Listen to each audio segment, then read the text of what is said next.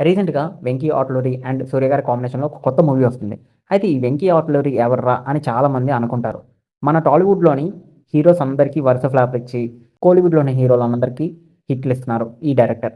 అసల ఏం సినిమాలు చేశార్రా ఈ 'వెంకీ ఆట్లూరి' గారు అని మీకు డౌట్ రావచ్చు. 'తొలి ప్రేమ', తర్వాత 'రంగ్ దే', తర్వాత 'మిస్టర్ మజ్ను'.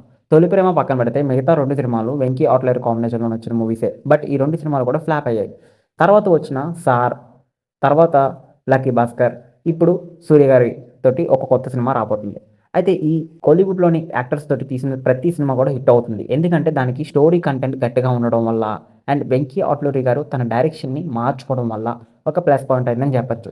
ఎందుకంటే 'వెంకీ ఆట్లూరి' గారు ఫస్ట్‌లోని 'తొలి ప్రేమ' సినిమా తీసిన తర్వాత అది హిట్ అయిందని అదే కథ, అదే జోనర్ తోటి వరుసగా 2 లవ్ స్టోరీస్ తీశారు.